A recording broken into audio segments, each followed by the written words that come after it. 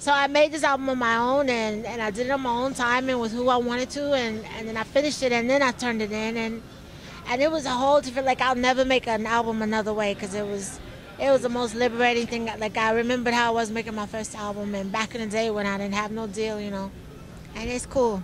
See, that's what I wanted to ask you, is that feeling coming off the major and second guessing some of the upper management decisions, and when you came to the day, like, okay, I'm doing this independently, I'm doing it myself. Like, how did that feel, like liberation wise? Like, when you walk in the studio, now your mindset is whatever Macy wants, Macy's gonna do. Yeah, exactly. And it's just different. Like, your art just comes out totally different when you don't have somebody standing over you saying, you know, oh, that's cool, well, that's not, you know. When you're just doing it for the spirit and for the love of doing it, your record will come out a whole different way. Was you ever frustrated with the industry? Sometimes you felt like, you know what, I'm done. Like, they sucked everything out of me. They took the fun and the enjoyment out of recording and being artists. That ever happened? Because it happens to artists sometimes. No, I would never let nobody take that from me, but it's definitely difficult. It's definitely a challenging business, and it's changing. It's changing every day, and you know, it's getting really small. Like, there's not a lot of choice in music. Everybody's kind of doing, you know, either this or that. You know, it used to be like I know when I was coming up, like, jazz was cool, and Bob Marley was hot, and hip hop was just coming out, and rock and roll was cool. You know, and now it's like one or two things. You know, like machine driven. Yeah, everything is it just seems so small, you know. It's like taiko singers, like, oh, they made by Mattel. It's going to machine assembly line, and they got the same look, the same style. What do you miss out the music right now that you bringing back with this album right here? What can people expect to hear that they haven't really heard from nowhere else right now? Because everything's so generic right now. I think my record is refreshing. You know, musically it's really interesting. It's natural. You know, it's mostly live instruments, and you know, most records nowadays are geared towards teenagers. You know, and I'm not a teenager, so it's a record. You know. Hold on, you're not? No. You sure? No, I'm not. So it's a record about, you know, things that you think about and things that you do when you grow up a little bit. You know, and it's a different perspective, and so I think it's cool, you know. I have to ask, you have some songs on this new album, The Sellout, that is you go more deeper in depth, like about your personal life, in terms of you're just going through like a situation where, I believe, depression or something, like song On and On, and you had another record. Like, is that you? Do you make your songs real personal? You're not afraid to let people know how vulnerable you are and humanize yourself when it comes to your songs? No, yeah, all my records are really personal, and you know, I tend to write what I know about, you know, so and I think that's cool though, because you know, honesty always works, you know, and that's when, you know, when you're telling the truth, then that's when you sing your best, because you know, you sing your heart out, you know, and people know that it's genuine that way, you know what I mean? Okay. So now as I'm finding out more and more about this project, you got somebody on this project, I was like, oh, if you could give me one word to describe the recording session with no other, you already know where I'm going to. Give me one word to describe a recording session with the man Bobby Brown. The best word to describe the session. The best word would be dope. He's dope. Bobby gets, you know, a lot of flack, you know, for his personal life, but he's still, you know, he's not Bobby Brown for no reason. He's a great singer, and he's smart, and he has good taste in music, and he came in and knocked that song out in like 2 hours. Like, it wasn't no 12 hours singing, you know. Oh, not at all? No. You just came in there, boom. Like, give me some seltzer water and let's go? No. Exactly. But he's a good guy. He's a lot of fun, and I'd say he definitely blessed the song. It's definitely a better song because of him. I think so. Okay.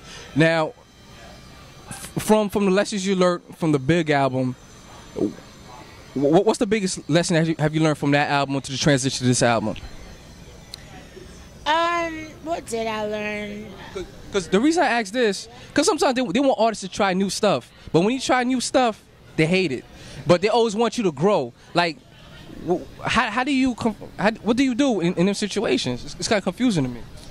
No, it's difficult because I think a lot of artists get caught in that rut where they want to do this, but the label says you got to do that, or they tell them that this is what's cool right now, so they get in this, like, you know, like monotony of doing the same thing over and over again, you know, and then they get bored, and then their music doesn't feel good anymore because they're bored, you know, and it really sucks, and it speaks a lot to the decline in the music business because, you know, everybody's kind of being like, you know, asked to do this one thing, you know. Right. So, did they ever try to get you to do like a Macy Gracy dance song, like a Soulja Boy song and that like that?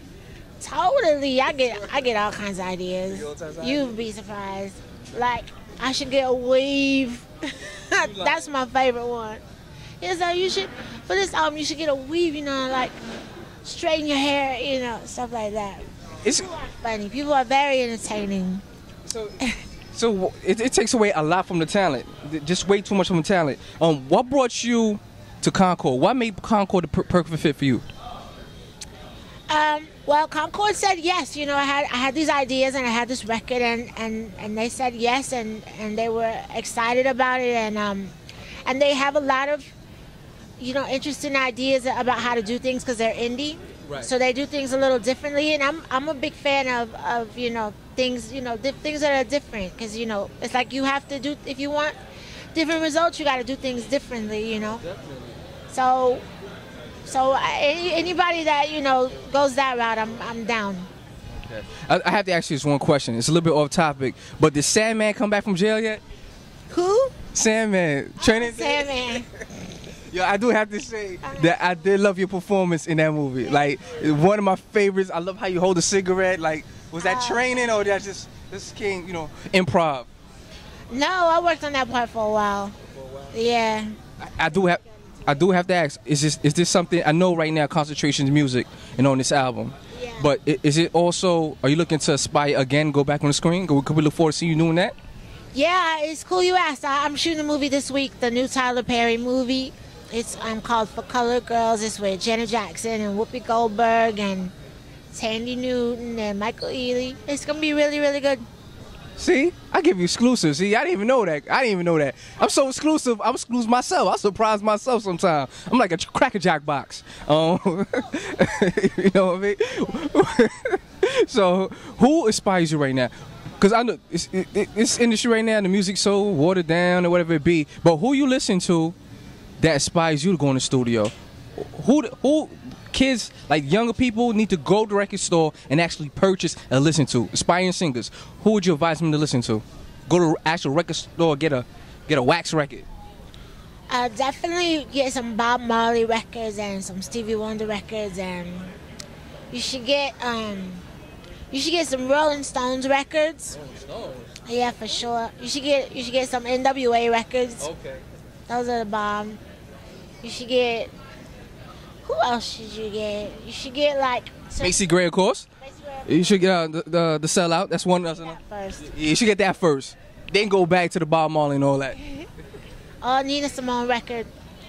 Stuff like that. There's a lot of really good teachers out there. You know, mentors, like artists that made really, really awesome records. You know, Mary J. Blige is an awesome, awesome artist, and you know, you always got to get a Biggie record if you want to learn how to rap. So it's like, there's a lot of great Kanye West records. Got to get those. Those are great records. He's a classic.